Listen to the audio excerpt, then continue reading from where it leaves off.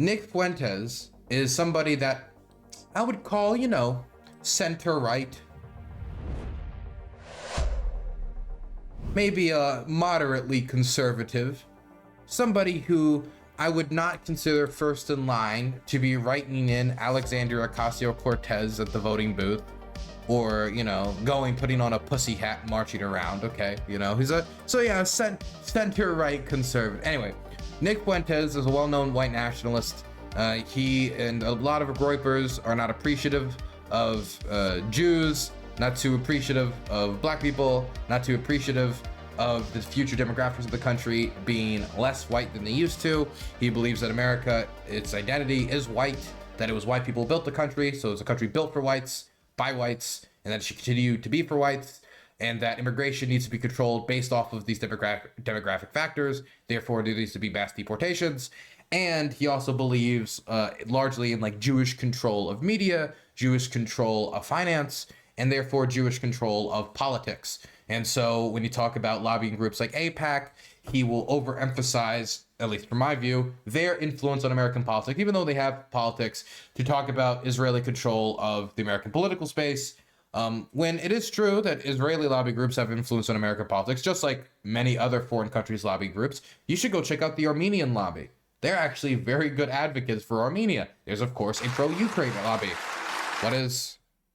I do not know what just started playing. That was very random. Anyway, point is, though, Nick Fuentes is going out there, and you would expect him, if you're a normal, everyday, run-of-the-mill libtard like me, you would expect someone like Nick Fuentes, especially after having private meetings with Donald Trump during the Kanye debacle. Do we call it a debacle? Do we call it the campaign? We'll call it Kanye's crazy fun times. During Kanye's crazy fun times, when Milo and Nick Fuentes was running his campaign, further damaging his reputation to make sure not only Adidas wouldn't take him back, but that no large company would ever want to take him back. He was meeting with Donald Trump, and they were talking about, at least Kanye was, asking Trump to drop out to endorse him when Trump thought that meeting was going to, okay, that is, why does it keep doing that randomly? Is there a video that I don't see that just keeps playing? Strange. Okay, strange. I have to fix that later. Again, it's these wireless headphones. If you move your head in a certain way, it just starts playing videos randomly. People were telling me like, oh, Dylan, you need to use wireless headphones. They're these wired, God, it's so annoying. Okay, where were we? Anyway, the Kanye campaign didn't end up working. Donald Trump did not drop out to endorse Kanye West. And Nick Fuentes has now re-entered. Okay, this is what it is. It's Viktor Orban. It's playing a Viktor Orban speech. Okay, I caught you, you son of a bitch. They didn't get the Donald Trump endorsement. They didn't have Kanye West become the next president of the United States. And so the rest is history. He's back down in the trenches of Groyperland, fighting for the white race as a half Mexican. Anyway, from that position, you'd expect for him to be calling for a Donald Trump endorsement. Donald Trump's campaign is the one calling for mass deportations. Donald Trump's campaign is the one that's been consistently going after the issue of immigration, which is a big issue for Nick Fuentes. But Nick Fuentes has a few sticking points with Donald Trump. One of them primarily being the fact that Donald Trump is very in favor of Israel, which is not going to change, has no plans to change in the near future, and is not even electorally possible for him to change due to the need for his evangelical base who come out and vote for him in large numbers compared to the Groyper base, which come out and vote in Twitter polls in large numbers. I'm sure many of them vote, but if you're going to talk about a larger voting pool with more influence, more money behind them, that is more likely to actually go vote, it's going to be older evangelicals who believe that Israel is God's kingdom. And if you believe it's God's kingdom and you have been mandated by God to, support it, and I grew up in a church where I was going to Sunday school and I was told, hey, there's a few reasons America's failing. One of them, the gays, and we didn't even have gay marriage yet. I remember coming home talking to my grandmother about the problem of the gays on the way back. Probably was surprised 10 years from then. And not enough support for Israel. And so it is something that motivates a certain type of Christian a lot. But even if that voting group loves Donald Trump and votes for him in large numbers, Nick Fuentes hates Israel. And so if you were to ask Trump which one's more important, he's going to go with the former every time. And that's just the pure politics of it. And I'm not expecting any change from the Republican Party in the near future on this issue either. Donald Trump, if anything, has been critiquing from the direction of Israel needs to go harder. They need to bomb harder. They need to go after Iran harder. And if you're an isolationist who just wants to concentrate on issues of race, this is going to be a problem, especially if you think the Jews control everything. And that's where Nick Fuentes come from. And so now, instead of just, tacitly supporting Trump because he's the best option of the two, which, that's how I engage with politics. I look at what the best option available is and goes with the better option. Because I don't think that writing in Santa Claus is going to have much of an effect, or staying home is going to have much of an effect. I want to use the political leverage I have. Instead of doing that, or the other option, which is like staying home and saying, I can't support Trump because of the Jews or whatever.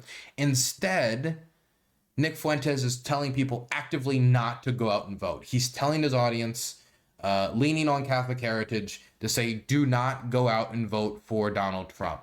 And I mean, you could say that this is the only issue, by the way. There's other issues as well. The fact that Donald Trump is really reeling in on abortion, which is an issue that motivates a lot of Christian nationalists, like what Nick Fuentes has described himself is probably hurting as well. But again, Israel is the big one. Abortion is a minor one that's also causing trouble with evangelicals. And I saw some infighting around that too. You should have seen the Republican convention when Donald Trump was curb stomping mentioning of abortion in the Republican Party platform, which he made a bunch of bullet points. Anyway, I'm rambling now. Let's listen to Nick Fuentes condemning the idea of voting for Donald Trump. In my opinion, if you're a Catholic, you can't vote for Trump. You cannot vote for somebody who is now frequently supporting abortion rights. Frequently. It seems like every week he supports abortion. Catholics should not support Trump. If you are... Okay, so let me just throw this out there. Donald Trump got them something that only could have been gotten by having a Republican president in the right place at the right time, which Donald Trump achieved. And that was the overturning of Roe versus Wade. The overturning of Roe versus Wade then led to huge Republican losses in the midterms. You need to cut your losses sometimes. If I was looking at it from his perspective, the general swath of the American public supported Roe versus Wade. Now that it's been overturned, it caused a backlash in pro-blue money fundraising. Blue money went up from the fundraising. It caused more Democrats to turn out during the midterms, which made the Republicans have the worst performing midterms for the first term of an opposition president in like 40, 50, 60 years. And I know that's weird terminology, but basically the first midterm of every presidency is supposed to be bad for the incumbent. It's supposed to be like an immediate backlash of the country, either with to bounce it out and be like, I want Republicans controlling the Democrats or the Democrats controlling the Republicans, or because the immediate failures of the administration or their inability to solve all the issues very quickly causes like a reaction from voters. That reaction was much smaller, giving the Republicans a very small House majority, which caused a bunch of infighting with Kevin McCarthy, Mike Johnson, Tom Emmer, and all these other people as they scrambled to become House Speaker. And that caused a lot of problems for the Republicans. So there was that midterm backlash, and that midterm backlash has extended into 2024, continuing to help the Democrats fundraise. And it's something that Harris consistently pulls better than Trump on. And when you got somebody like J.D. Vance on the trail helping Donald Trump out, but in this case, not really helping him out, but pulling him down, because when people listen to him talk about the issue, when he talks like the rape of youth as inconvenient for the issue, it's just not good that there's all these podcast clips that the Harris campaign has been continuously dripping out there. Trump is smart enough to know that this is not a winning issue for Republicans. Trump is smart enough to know that there are like independents out there who trust Trump more in the economy, even if I disagree with it, might trust him more in immigration, but also believe in reproductive rights. Or maybe they're not a pussy hat wearer, but they don't like the idea of the government being in everybody's business in that way. That they, abortion's abortion. They might have some personal reservations about it, but at the end of the day, it's not the government's job to be in the doctor's office telling people what type of health care they can and cannot get, reproductive health care or otherwise. And so this is a losing issue for Republicans. It is. It's why Donald Trump has distanced himself from it. It's why every time you hear Donald Trump get confronted with it, he goes out of his way to say, I don't want to ban abortion, I don't want to ban abortion. Because he's smart enough, because he can read the room in a way that Nick Fuentes doesn't have to as a fringe internet far-right celebrity who has to pander to an audience that doesn't even need to think about electability. The reason they're with Nick Fuentes isn't because they're thinking about what's the best way to win or electability. The reason with Nick Fuentes is because they support him for his white nationalist views, they support him for his extremely religious right views, or, you know, they're an angsty guy and they, you know, need an outlet, whatever it might be.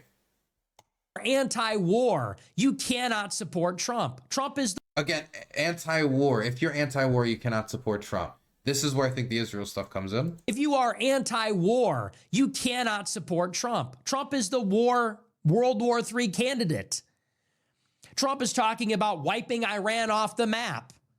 That's where the war is going to go nuclear, not Ukraine. You can't vote for Trump. If you're an immigration restrictionist, you That's interesting. That's interesting. He believes that there's more of a threat of World War III, of nuclear war, even though it's a buzzword now. World War III is a budword. You stub your toe on the international stage, and it's a moment to be scared about World War III happening. Putin stubbed his toe. Will he lash out by nuking DC more at 7? You know, that's just a space. Hey, thank you so much, Basilvich, for the raid. I appreciate that. But he's saying that it's Iran. Now, I would say that there's a few things that might be in the way of this theory. The first thing is Iran doesn't have nuclear weapons. There is some talk of their ability to quickly procure one within 2 weeks if they were to, you know, really kick up the centrifuges. But that estimate keeps shrinking. I don't know how accurate that estimate is. There's information that those estimates are based off of that I'm pretty sure that, I mean, there's information that would help clear up that estimate that I'm pretty sure is not publicly available. But the idea is that if something was to happen, let's say Israel's response to the recent strikes on Israel was to take out their oil export terminals or, you know, a nuclear facility, they might respond to that by trying to pursue nuclear weapons and try to get it very quickly. Russia has them right now.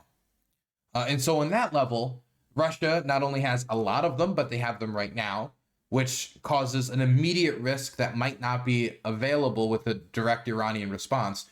But it is true that the American ally in the Middle East is much more willing to go further without American approval than the Ukrainians are.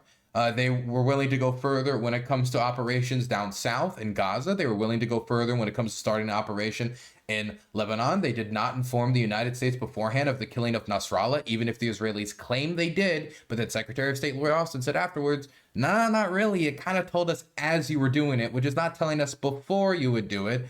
And now Joe Biden is telling them not to strike the oil export terminals, not to strike the nuclear facilities. And we'll have to see when the Israeli response eventually comes, because it is coming. I thought it would be quick. I was wrong about that. I thought it'd be faster than last time. It was not fast this time. We're still waiting for the response. But if it comes and it once again goes further than what Biden has asked for, then, you know, that's another example of them basically ignoring American requests, even though Israel takes a decent amount of American aid, both for its Iron Dome system.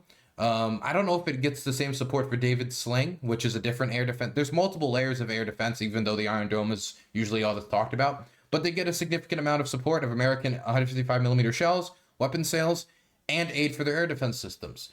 But Netanyahu wants to continue to push the advantage. Whereas when you go over to Ukraine, if America says do not use our weapon for long-range strikes into Russia, they don't use it. Even if it causes much frustration, and some of those air bases are being used to bomb Ukrainian cities, bomb Ukrainian children's cancer hospitals. I mean, if there's ever been a justification for taking out an air base, it is the fact that it's bombing your hospitals, which the Russians have a record of doing in Syria and elsewhere as well. So, I mean, I think there is an argument to be made that the Ukrainians have a better track record of when the restrictions are applied, of generally sticking to those restrictions than the Israelis do, just due to how reliant the Ukrainians are on American aid. You could talk about credibility as an ally, but I mean, I would just say the most obvious incentive is if Ukraine was to stop receiving American artillery shells, the idea that they would hold the front line would immediately be put into the question of whether they'd be able to hold it. Where the Israelis, they'd have a lot more time. They could try to access other sources, and the majority of their military is not funded by foreign aid, even though sometimes that's how it is pitched by I would say anti-Israel propagandists, because I can't think of any other word for somebody who's like, we fund the majority of the Israeli military. No, we fund like maybe 10%, maybe like 10 to 15%, which is still substantial. If somebody told me I'm losing 10 to 50% of my wages, like that would be substantial, but it's not the entirety of it, or 50 to 60% of it. They can't vote for Trump. They're not deporting any illegals. Okay, that's not happening. They admitted as much. And they're going to bring in... Trump isn't deporting any illegals. When did that happen? I don't remember that admission. More legal immigrants than ever before. And if you think there's some silver lining that we're going to get jobs in the Trump admin, maybe it's bad, but we're going to get in and fix it, think again. Because the personnel are going to be controlled by Jared Kushner. None of these people can vote for Trump. I'm calling on Catholics, anti-war supporters, immigration restrictionists, and MAGA loyalists to stay home and not vote for Trump. Wow. And if we go forward with any operations with Groyper War II, Groyper War II. Wow. There's the real threat of World War III. From now on, that is the goal. At one point, it was to get Trump's attention. Going forward, it's going to be to get people not to vote, period. Wow. Okay, so not to vote, period. Not to vote. They want them to stay home. My goodness. And you can see in the comments right there, let's go. Let's go. Wow. Woohoo. Yay. Don't vote. Okay. Don't vote. Stay home. Stay home in the hopes that the leverage that you get by not voting will turn the movement towards you, and they'll be like, we'll have to win the Groypers next time. You know, that would be the great lesson for Republicans to take from this. Oh my God, we lost to Harris. I can't believe we lost 2 elections back to back. We haven't lost a popular vote and who knows how long. I mean, we haven't won a popular vote and who knows how long. How are we going to win the American people back to our side? How are we going to convince them that we're serious about economic issues? How are we going to convince them that we're serious about reform when it comes to our immigration system after shooting down that deal? How are we going to convince them that we're serious about, diplomacy and managing stability on the world stage? How are we going to convince them that we're good at crisis management after all the misinformation? How are we going to convince the voters to turn back to us after pissing them off royally when it comes to the issue of abortion? I know. Let's get the same people who helped run the Kanye West campaign for president, listen to them for political advice, and go more extreme on all the issues the American people don't want us to go more extreme on. That's the solution. That's the solution. Okay. That's one conclusion you could take from 2024. Good luck.